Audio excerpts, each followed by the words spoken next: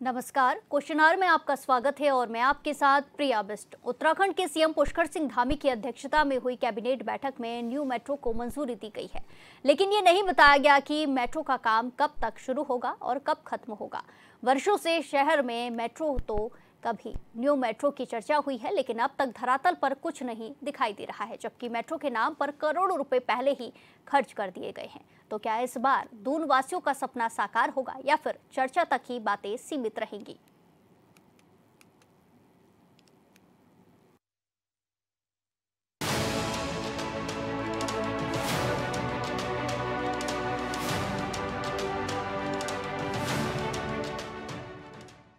राजधानी देहरादून वासियों को सरकार मेट्रो का सपना वर्षों से दिखा रही है, लेकिन अब तक इसे लेकर बहुत ज्यादा काम नहीं हुआ है और अब एक बार फिर इसकी चर्चा तेज है। सीएम की अध्यक्षता में हुई कैबिनेट मीटिंग में न्यू मेट्रो सहित कई अहम प्रस्तावों पर मुहर लगी है। मेट्रो का जिक्र इससे पहले भी किया गया था, यहाँ तक कि इसे लेकर ड्रोन सर्वे भी किया गया था, लेकिन उसके बाद बात आगे नहीं बढ़ पाई। अब कैबिनेट ने इसे लेकर सहमति दी है। उम्मीद है कि इस बार तेजी से इस पर काम किया जाएगा।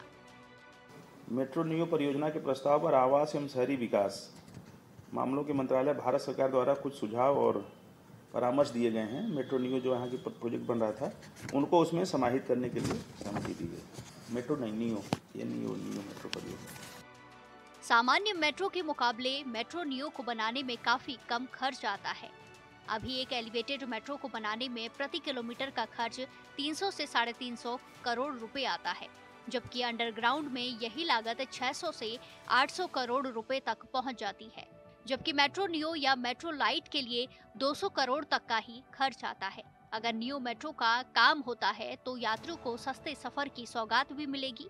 इसके लिए सड़क से अलग एक डेडिकेटेड कॉरिडोर तैयार कर इसका संचालन किया जा सकता है।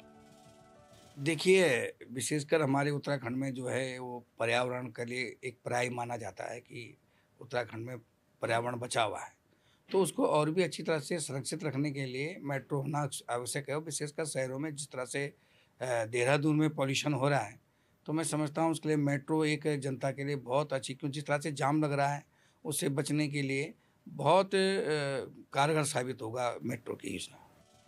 Metro neo system rail guided system है, जिसमें रबड़ के टायर वाली इलेक्ट्रिक कोच होते हैं। इसके कोच स्टील या एल्यूमिनियम के बने होते हैं। बिजली जाने पर ये ट्रेन 20 किलोमीटर तक चल सकती है, इतना पावर बैकअप होता है। सामान्य सड़क के किनारों पर फेंसिंग करके या दीवार बनाकर इसका ट्रैक तैयार किया जाता है। इसमें ऑटोमेटिक ट्रेन प्रोटेक्शन सिस्टम होता है, जिसमें टिकट का सिस्टम QR कोड या सामान्य मोबिलिटी कार्ड से होता है। इसके ट्रैक की चौड़ाई 8 मीटर होती है। जहां रुकेगी वहां 1.1 मीटर का साइड प्लेटफॉर्म होगा। देखिए, कभी सरकार स्मार्ट सिटी के नाम पे जनता को छलने का कार्य करती है और जो मेट्रो की बात आज कैबिनेट में उन्होंने रखी है, मुझे लगता है 2 साल पहले से ही ये शगुफा जो है जनता को दिया जा रहा है, जब से सहस्त्रधारा रोड का चौड़ीकरण का जो कार्य है वो चल रहा है। तो अब सरकार को ये बताना पड़ेगा कि 2 साल पहले से आप कह रहे हैं कि हमने मैप भी तैयार कर लिया है, मेट्रो यहाँ से गुजरेगी, वहाँ से गुजरेगी, और आज आप प्रस्ताव जो है उसको समक्ष रख रहे हैं कैबिनेट के। तो ये दर्शा रहा है कि जो सरकार है वो इंफ्रास्ट्रक्चर जो है इम्प्रूव करने के लिए जो शहर का है उसको किसी भी तरीके से उसके लिए सीरियस नहीं है। यही वजह है कि आप देखिए, मेट्रो 2 साल हो जाते हैं, स्मार्ट सिटी के नाम पे हजारों करोड़ का घोटाला हो जाता है, ना कोई अंडरपास बनता है, ना कोई ओवरब्रिज बनता है, और जिस तरीके से ट्रैफिक जाम की वजह से आम जनमानस परेशान है, सरकार को इस तरफ सोचना चाहिए। और अगर मेट्रो का प्रस्ताव अब आया है तो अब इसको ठंडे बस्ते में नहीं डालना चाहिए और इस पर त्वरित कार्रवाई करनी चाहिए। देहरादून की तेजी से बढ़ती आबादी में नियो मेट्रो की जरूरत तो है, लेकिन क्या ये इतना आसान है? ऐसा इसलिए क्योंकि 2016 से ही मेट्रो और 2021 से ही नियो मेट्रो की चर्चा हो रही है, और इन सब के बीच सच तो यह है कि शहर जाम से करहा रहा है। शहर का कोई ऐसा इलाका नहीं है जहां जाम की समस्या नहीं है। गाड़ियों और तेजी से बढ़ती आबादी के बीच कई सवाल हैं। कभी एलिवेटेड रोड की चर्चा कर जाम से मुक्ति की बात होती है, तो कभी मेट्रो की चर्चा होती है, लेकिन होता कुछ नहीं है। 2017 से सत्ता में बीजेपी दावा करती है और विपक्ष सवाल उठाता है, और इस बीच जनता उम्मीद करती है। Bureau report, HNN 24/7।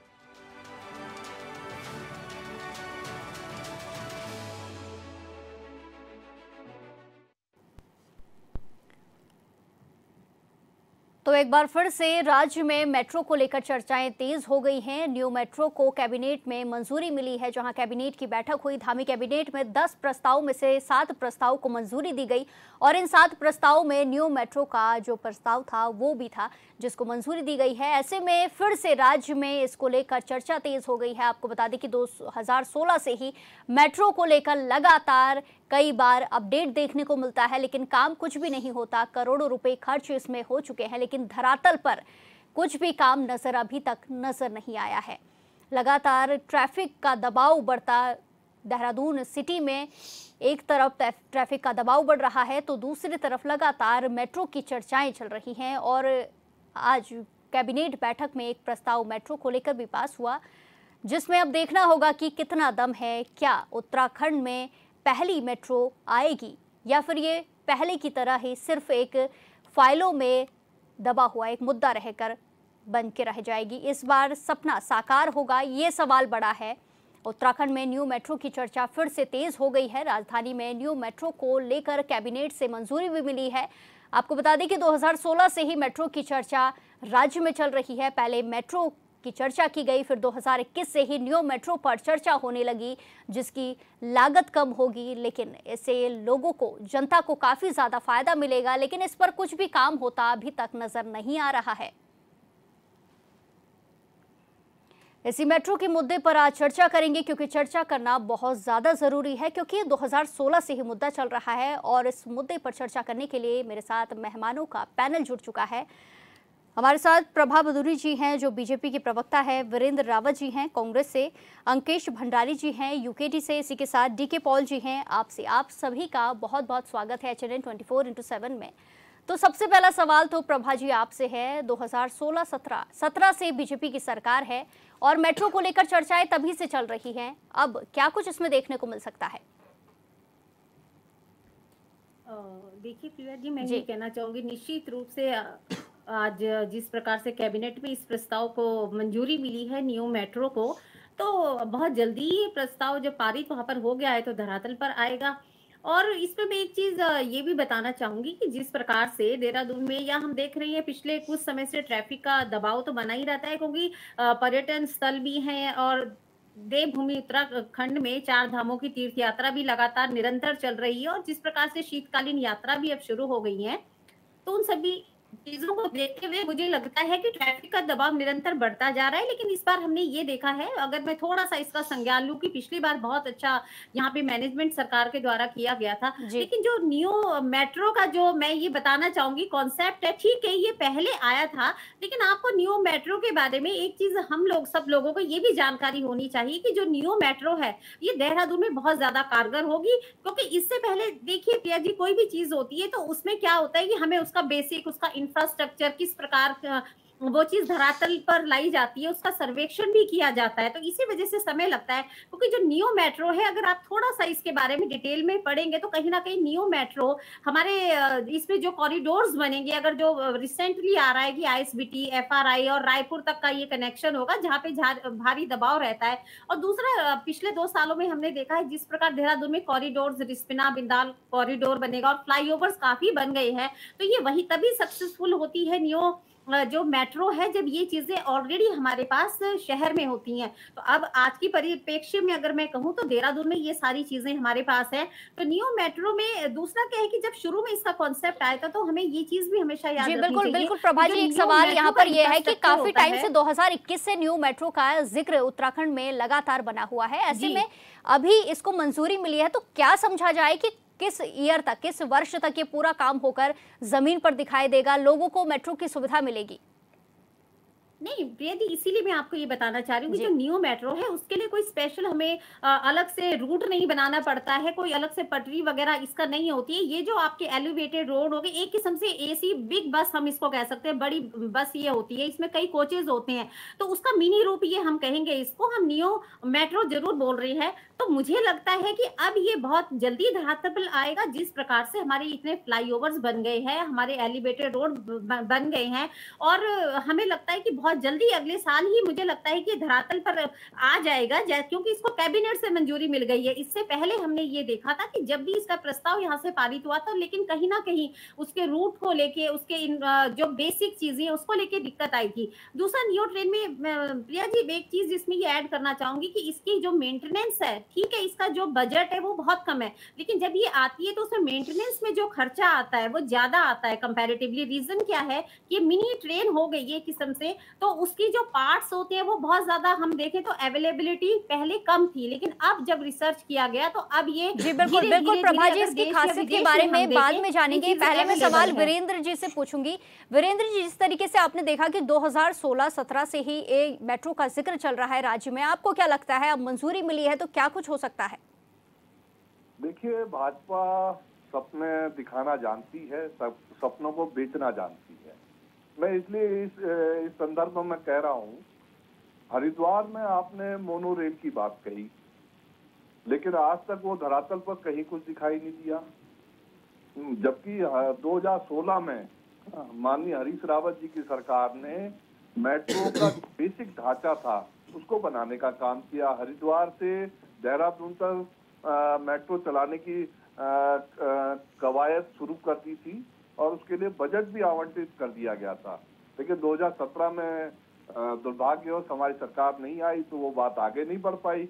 लेकिन भाजपा सरकार जो कि अपने आप में डबल इंजन की सरकार कहती है, लेकिन वो डबल इंजन की सरकार लेकिन तो वीरेंद्र जी, ये देखा जाता है कि राज्य सरकार की तरफ से इस पर काम बिल्कुल जीरो नजर आता है, धरातल पर कुछ नजर नहीं आता, लेकिन 2000 करोड़ से ज्यादा का इसमें अभी तक खर्च होता हुआ भी नजर आता है। लेकिन कांग्रेस पार्टी की तरफ से कभी इसको लेकर आवाज उठाई गई, कभी इसको लेकर प्रदर्शन किए गए? हमारे शीर्ष नेता माननीय हरीश रावत जी बार बार इस बात को कहते हैं कि भाई जो मैंने मेट्रो का ढांचा शुरू किया था उस पर आप लोग कार्रवाई क्यों नहीं कर रहे हैं, उसको आगे क्यों नहीं बढ़ा रहे हैं। उन्होंने कभी कोई सरकार ने उसकी तरफ कोई ध्यान ही नहीं दिया।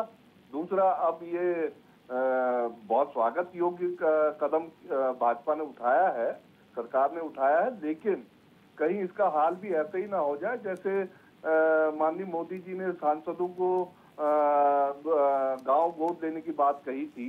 आज तक कोई, आप किसी भी सांसद द्वारा जो गोद लिए गए गांव हैं उनकी स्थिति देख लीजिए, बहुत ही बुरी हालत है। जो वहाँ बेसिक काम होते थे वो भी नहीं हुए। तो कहीं इस परियोजना का भी यही हाल ना हो जाए। जी वीरेंद्र जी, देखेंगे इस परियोजना में क्या कुछ सफलता मिलती है और क्या कुछ जमीन पर दिखता है। मैं आपके प्रवक्ता हमारे साथ डीके पॉल जी मौजूद हैं। डीके पॉल जी, जिस तरीके से आज कैबिनेट में इस प्रस्ताव को मंजूरी दी गई है, आगे आपको क्या लगता है, क्या कुछ दिखाई दे सकता है? नमस्कार सभी साथियों को। एक तो सबसे पहले जो दर्शक है उनको खास तौर से नमस्कार। देखिए, उत्तराखंड राज्य आंदोलनकारियों का और ऐसे पुरोधाओं का बनाया हुआ राज्य है ये, और उनके सपनों को साकार होना ही चाहिए। लेकिन मैं यही कहूँगा कि जिस प्रकार से हमारे वरिष्ठ राज्य आंदोलनकारी, मैं कहूँगा प्रथम राज्य आंदोलनकारियों में, चाहे स्वर्गीय दिवाकर भट्ट जी हो, चाहे हमारे जो है ना इससे पहले सुशीला बलूनी बहन रही हो, और इनसे भी पहले त्रिवेंद्र सिंह पंवार, और एक और साथी बीडी रतूड़ी के रूप में, जो राज्य आंदोलन में जिन्होंने शिरकत की, जिन्होंने लोगों के साथ में ये सपना देखा और उस सपने को साकार करने के लिए राज्य का निर्माण किया, वो भगवान को प्यारे हो रहे हैं। सबसे पहले तो मैं आम आदमी पार्टी की तरफ से उनको श्रद्धांजलि अर्पित करता हूं। और वो जहां भी बैठे हैं वो ये जरूर देख रहे हैं किस प्रकार से भारतीय जनता पार्टी की कैबिनेट ये कबड्डी का रूप में जो न खेल रहे हैं। मैं आपको बता दूं कि अभी तक शायद धामी जी को भी नहीं पता होगा, या मेरी बहन बदुनी है उनको तो बिल्कुल भी मालूम नहीं होगा कि अभी तक जो पिछले 7-8 साल से धामी जी सरकार में हैं, उन्होंने कितनी कैबिनेट की बैठक कर दी और उसमें कितने सारे फैसले उन्होंने पास कर दिए, और आज तक ये नहीं पता चल पाया कि उन फैसलों में किसी एक भी कैबिनेट के फैसले पर बहुत प्रमुखता से जनता के हित में मोहर लगी हो, जनता को उसका फायदा हुआ हो। चाहे वो मेट्रो चलाने की बात हो, एलिवेटर रोड की बात हो, चाहे इस देहरादून को जिस प्रकार से घमासान चल रहा है, लोग त्राईमाम कर रहे हैं, जिस प्रकार से किस प्रकार से भीड़ तंत्र यहाँ पे हो गया है, किस प्रकार से गाड़ियों की लंबी कतारें, एक घंटे तक जनता इस तरह से परेशान है जिसकी कोई सीमा नहीं कह सकते। मतलब लोग कि सवाल करे तो किससे करे। एक दिन मैं ही अपनी बात कहूं, जोगीवाला में खड़े होकर मैंने खुद एसएसपी ट्रैफिक से बात की। मैंने कहा सर इसका कोई निवारण हो पाएगा या ये लोग जो एम्बुलेंस है या जो बच्चे स्कूल में जा रहे हैं तमाम है वो ऐसे ही तड़पते रहेंगे। तो उनका जवाब था कि आप ही कोई प्रयास बता दो, आप ही कोई बात बता दो। तो मैंने कहा कि हमने दिल्ली में निश्चित रूप से आम आदमी पार्टी ने ट्रैफिक को कंट्रोल करने में तमाम तरह की बातें कही, ओड इवन की बातें कही और सारी बातें कही, लेकिन क्या आप उस पर चलने वाले हैं? तो हम एक प्रारूप आपको दे देते हैं। लेकिन उन्होंने कहा कि नहीं ये तो ऐसे ही चलेगा, हम कुछ नहीं कर सकते। और देखिए ये भारतीय जनता पार्टी का आचरण भी है, इससे आप ये नहीं समझ सकते कि उन्होंने कुछ मुझे गलत बात कह दी, नहीं यही आचरण है उनका, चोरी और सीना चोरी, झूठ और झूठ पे झूठ। प्रभा जी आप कुछ कहना चाहेंगे? डीके पॉल जी ने काफी सारे आरोप बीजेपी पर लगाए हैं, क्या कुछ? आज जिस प्रकार इनका सफाया दिल्ली में हुआ है और जो जो इन्होंने बातें कही थी और जो जो ये उस समय कहते थे 800, अब देखिए बाकी चीजें तो बाद में है, लेकिन जो माँ यमुना जिसको हम कहते हैं उसकी सफाई के लिए इनको केंद्र सरकार ने 800 करोड़ रुपए दिए। अगर कोई इनसे पूछेगी वो 800 करोड़ रुपए कहाँ चले गए, और जब इनकी सरकार नहीं आई थी तो तब ये क्या बातें करते थे कि हम सबसे पहले यमुना की सफाई करेंगे। क्या आज वहाँ पर छठ का पर्व नहीं बनाया गया? आज क्या वहाँ पर सफाई नहीं करवाई? पिछले 10 साल से क्या यही सवाल उनसे था आपका? जिस प्रकार से ये एक्सप्रेस ट्रेन बन रही है, मेट्रो ट्रेन बन करके बोल रही है प्रभा जी, क्या ये जवाब सही दे रहे हैं? क्या इनको उत्तराखंड के लोगों की फिक्र है? उन शहीदों के सपनों की फिक्र है? दिल्ली तक सीमित रहे तो ठीक रहेगा। जिस तरीके से डीके पॉल जी ने गंभीर आरोप बीजेपी पर लगाए हैं उत्तराखंड की जो जमीन है उसको लेकर, उस पर आप बात कीजिए और उस पर इनका जवाब बता रहे थे कि दिल्ली में इन्होंने ऑड और इवन का फॉर्मूला अपनाया, तो दिल्ली में ऑड इवन का कितनी गाड़ियों पे हुआ, कितनी गाड़ियों को आपने जब्त किया? प्रभा जी आपको क्योंकि आपने चश्मा पहन रखा है भ्रष्टाचारी जनता पार्टी का, आपको समझ नहीं आएगा और उस चश्मे से आपको नहीं दिखाई देगा, उन नलकों में आपको दिखाई नहीं देगा। वो हमारी सरकार वहाँ पर आई तो उस सरकार ने क्या देखा? सारे घोटाले, सर वहाँ पे स्कूल बने उसमें घोटाले, और यमुना के लिए 800 करोड़ रुपए आए उसमें घोटाले।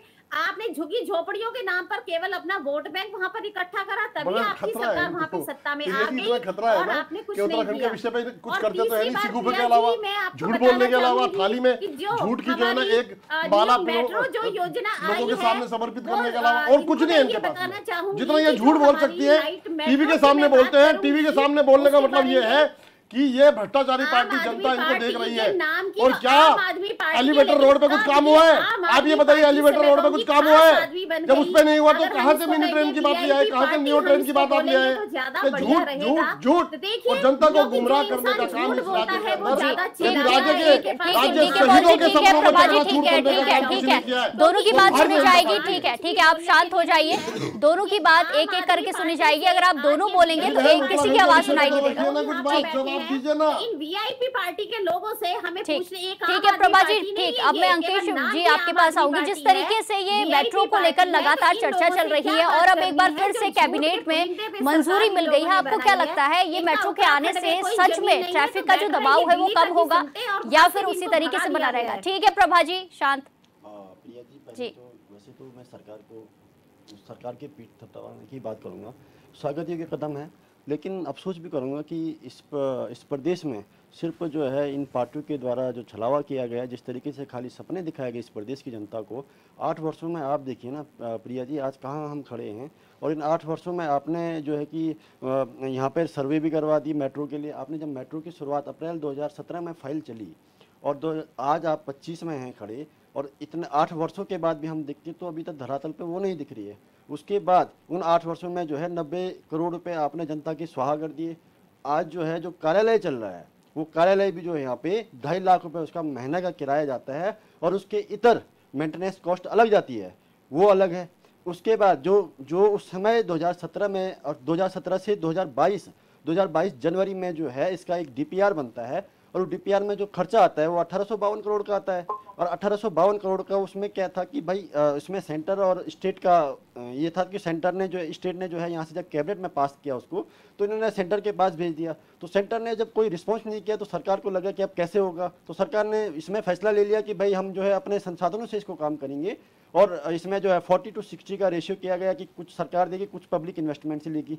तो लेकिन उसके बाद भी इसमें जब देखा गया कि 3-4 वर्षों में कोई काम नहीं हुआ 22 के बाद, तो उसके बाद जो इसका जो अभी 25 में जब दोबारा इसका डीपीआर हुआ तो ये 2303 करोड़ का ये पहुंच गया। तो मतलब 1800 करोड़ का 400 करोड़ आपने बढ़ा दिए। और उसके बाद अब आप दूसरा एक आप बीच में ख्वाब और लेके आए कि रिस्पना से लेके हम जो है विंदाल तक जो है एलिवेटेड रोड बनाएंगे। ये भी बहुत अच्छा स्वागत योग्य कदम था, जिसमें कि 6200 करोड़ रुपए का इसमें एस्टिमेट बताया गया, लेकिन आज तक वो कहीं धरातल पे है क्या है उसकी भी कोई स्थिति पता नहीं है।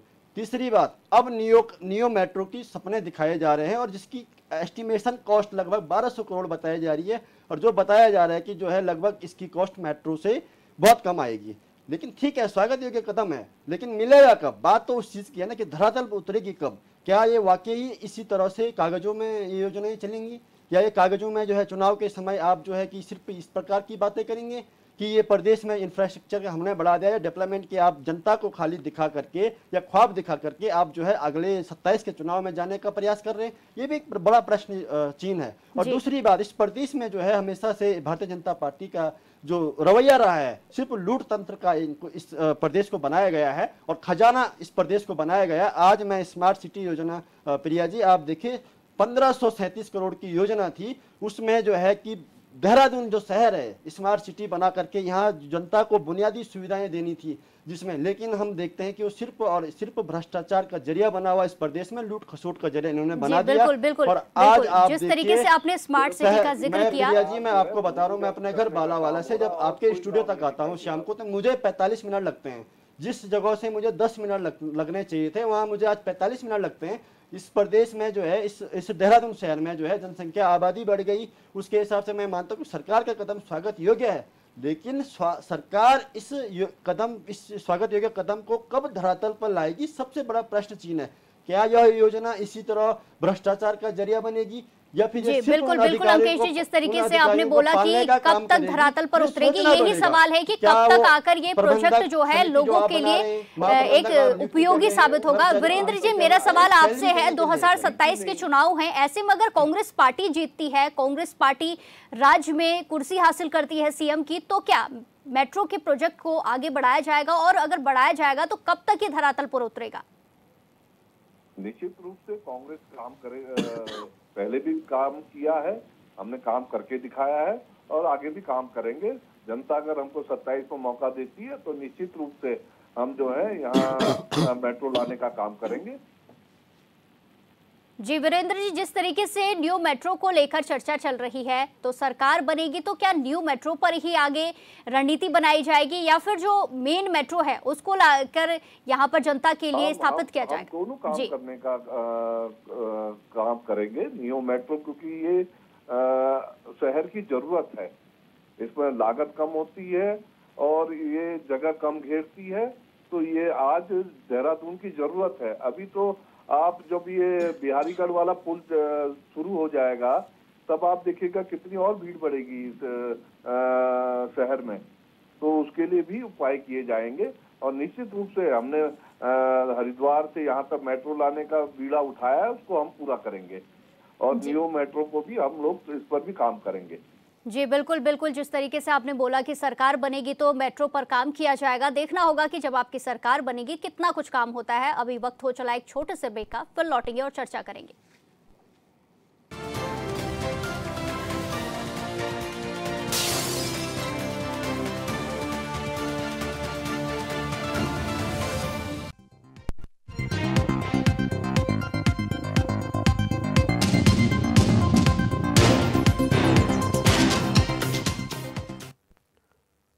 ब्रेक के बाद स्वागत है आपका। खबरों में आगे बढ़ेंगे। दिल्ली में आयोजित भारतीय अंतर्राष्ट्रीय व्यापार मेले में बिहार की पारंपरिक कला का प्रदर्शन किया जा रहा है। बिहार के पंडाल में दिग्गज कारीगरों ने अपने अपने स्टॉल भी लगाए हुए हैं। हस्तशिल्प की वस्तुएं लोगों का ध्यान अपनी ओर खींच रही हैं। वहीं मधुबनी कला समेत कई शिल्पकार के बनाए सामानों की भी जमकर तारीफें हो रही हैं।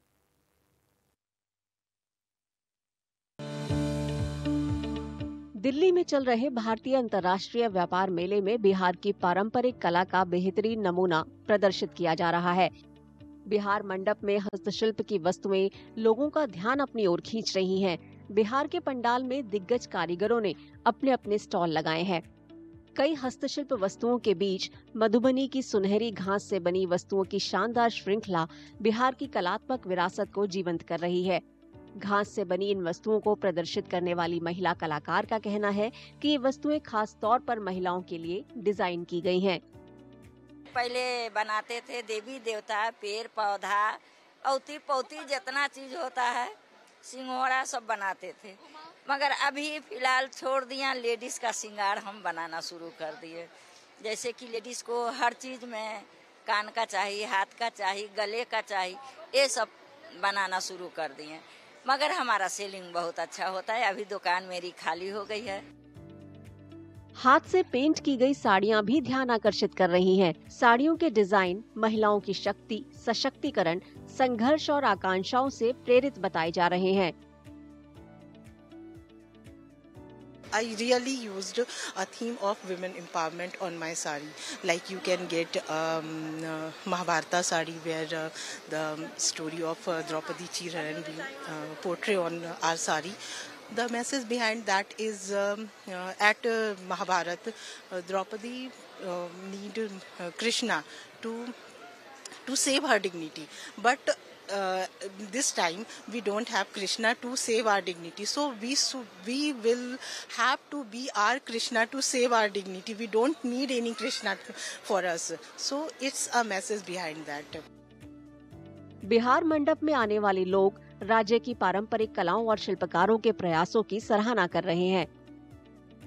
The handwork, the illustrations are very unique, and the love behind those art is especially depictable in those sari. Even I bought one sari for my mom, and I'm so excited that I will gift her that, and she'll definitely love this handwork. And they have the most beautiful collection. Their collection is very nice, especially their art and handmade work is very, very different. But like I have never seen this before in my life. They're handmade, and it's like with designing and work are both complementing each other. Bihar के उद्योग मंत्री दिलीप जायसवाल ने मंडप का दौरा किया और अपने राज्य के कारीगरों की खुले दिल से तारीफ की। बिहार पेविलियन के अंदर जो हम मिथिला पेंट, खादी का जो हमारा सिल्क है, भागलपुरी सिल्क है, मखाना है, तो इस तरह के बहुत सारे प्रोडक्ट हैं जिस प्रोडक्ट को हम पूरे देश और दुनिया में सामने ला सकते हैं। और बिहार को अभी बहुत कुछ और भी करना है। हमारे बहुत सारे लोकल आइटम हैं, फूड प्रोसेसिंग के आइटम हैं, सत्तू हमारा पूरे दुनिया में फेमस हुआ है, और इस तरह करके बहुत सारे लोकल आइटम हैं जिनको और आगे बढ़ाने की आवश्यकता है। बिहार की समृद्ध कलात्मक विरासत और कलाकारों का कौशल अब भारत अंतर्राष्ट्रीय व्यापार मेले में उन सभी आगंतुकों का दिल जीत रहा है जो परंपरा और आधुनिकता के मिश्रण को पसंद करते हैं।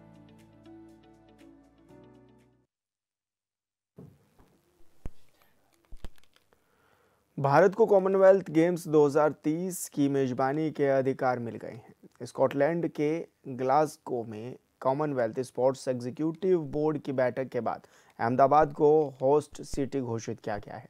भारत 20 साल के बाद कॉमनवेल्थ गेम्स की मेजबानी करेगा।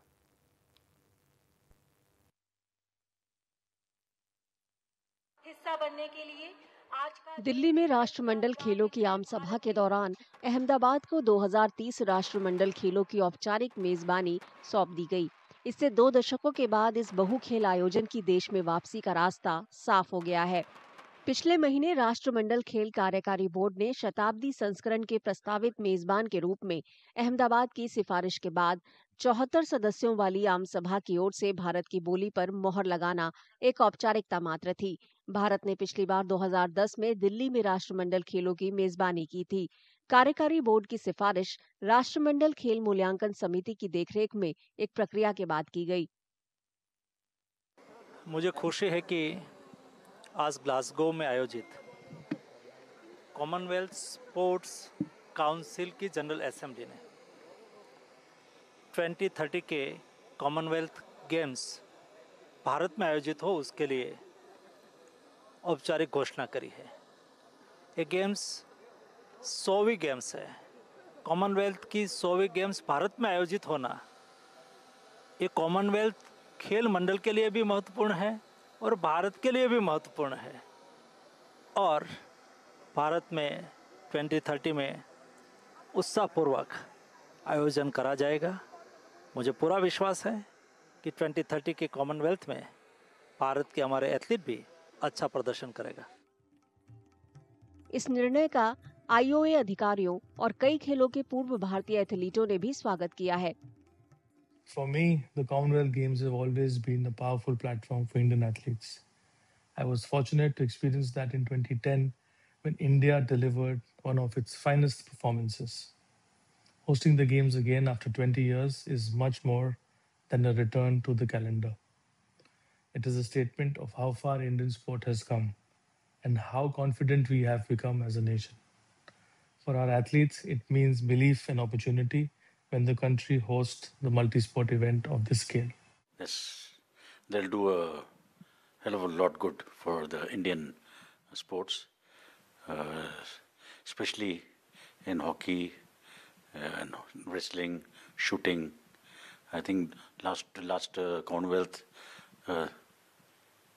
in England, it hasn't been done, na? Or Commonwealth, no, last time. So shooting was out. So it will do wonders. We had the last one was in 2010. So after 20 years, we have the government is pushing a lot for the sport, doing a lot for the sport, promoting it. So I think this would be an ideal time for us to showcase what we have achieved in the last 20 years, how we have progressed in overall, like the performance and how the country has progressed, what we are doing, what we have achieved. So games are games, but it's also a representation of our country. So I think it would be it's a good opportunity for us to represent our country to the world. Yeah, I mean it's a great moment for all of us. I think every Indian should feel happy and celebrate today. These are the 100th symbolic Commonwealth Games, and India is hosting it, so it's a very big thing. And more importantly, also it is a stepping stone towards our Olympic bid that we are trying to get for 2036. Ahmedabad Olympic मेजबानी के अधिकारों की दौड़ में भी शामिल है। इस शहर ने पिछले एक दशक में अपने खेल बुनियादी ढांचे को युद्ध स्तर पर उन्नत किया है। इस फैसले ने 2036 में ओलंपिक मेजबानी करने की भारत की महत्वाकांक्षा को भी मजबूत कर दिया है।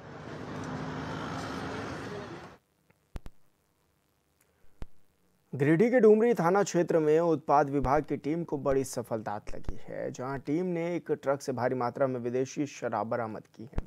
साथ ही मौके से 4 आरोपियों को भी गिरफ्तार किया है। पकड़ी गई शराब की अनुमानित कीमत 75 लाख रुपए से ज्यादा बताई जा रही है।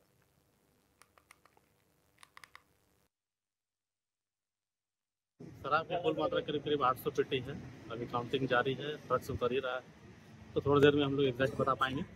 अभी करीब 800 पेटी का है। ये डुमरी थाना क्षेत्र के चिड़िया मोड़ के पास गाड़ी को हम लोग ये बिहार लेके जाया जा रहा है। 4 लोगों की गिरफ्तारी हुई है, ड्राइवर खलासी है और 2 स्पॉट करके लेके जा रहे थे, उनकी गिरफ्तारी की। मंदसौर पुलिस ने नशे के कारोबार के खिलाफ बड़ी कार्रवाई की है, जहां पुलिस ने लोहे की फर्जी बिल्डिंग की यार्ड में कंटेनर में भर कर ले जाई जा रही करीब 20 लाख रुपए की अवैध अंग्रेजी शराब को जब्त किया है। साथ ही मौके से एक आरोपी को भी गिरफ्तार कर लिया है।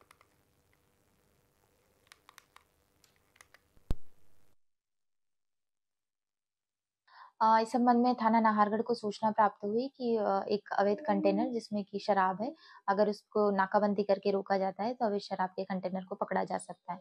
इस संबंध में मुखबिर सूचना की तस्दीक की गई और जो है इस संबंध में आरोपी को धर्माराम पिता तेजाराम को गिरफ्तार किया गया और उस कंटेनर से लगभग 20 लाख कीमती शराब जिसमें कि 120 पेटी अवैध शराब है जब्त की गई। कहां से ला रहे थे, कहां ले?